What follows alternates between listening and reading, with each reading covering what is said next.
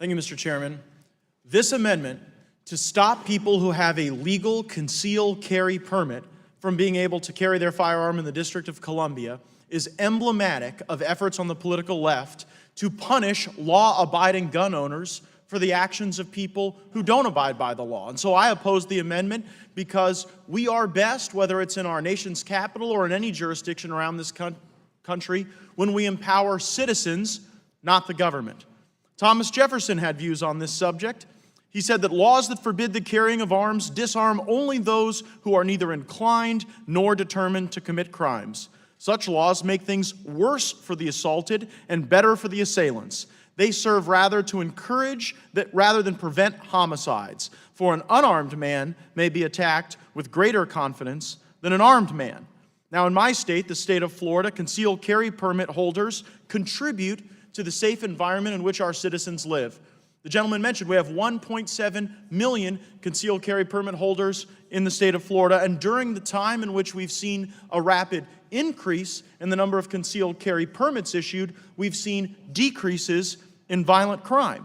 And it's important to note that concealed carry permit holders in my state are remarkably law-abiding citizens. As a matter of fact, when we go and evaluate the data of who commits crimes, someone who has a concealed carry permit is 8 times less likely to commit a crime than a member of law enforcement. And so it is ludicrous to suggest that because some people can't follow the law, we would abridge the God-given constitutional rights of people who are doing everything they can to follow the law and to contribute to the safety in their communities and in the state and in the country, and particularly our nation's capital, Washington, D.C. I'm particularly troubled that in a year when a member of Congress was attacked in an act of gun violence, where had members had the resources to protect themselves, they may have found safer circumstances, that someone would try to deprive people in the District of Columbia from being able to carry firearms if they have obtained a lawful permit in their state. It's also worth noting that we could get a lot safer if we allowed open carry in this country. It's worth noting that in states that allow citizens to openly carry firearms, violent crime is 23% lower than in states that ban open carry. I look forward to the state of Florida, my state, joining the 45 other states in this country that allow their citizens to openly carry in one form or another. And so I oppose the amendment, I support the Second Amendment, and I sincerely hope that we pass this legislation that I've joined in sponsoring so that someone's Second Amendment rights don't stop at the state line. I yield back. Would the gentleman yield for a question? Sure.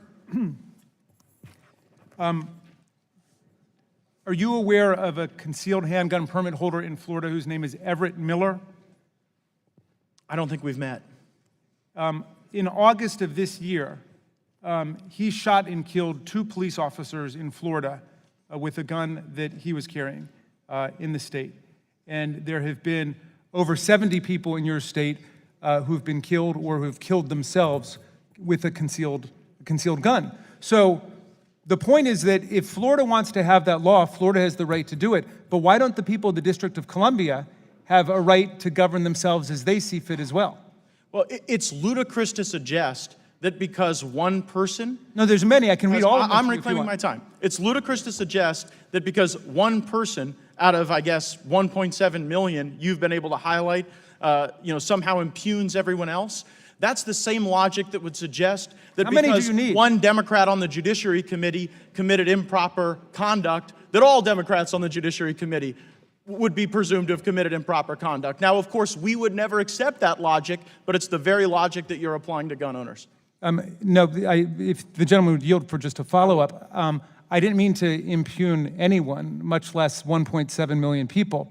The point is I could give you dozens of cases where lawful concealed carry permit holders in Florida committed crimes, committed homicides or suicides with their guns. And if you're resting your argument on a negation of that fact, you lose because it's a reality. But if your argument is it shouldn't make any difference, that's a decision for you to make in Florida. But why can't the people of the District of Columbia make a different choice? They have just around 100 people with concealed carry. Well, why can't they make that choice? I'm going to reclaim my time so that I can answer your question.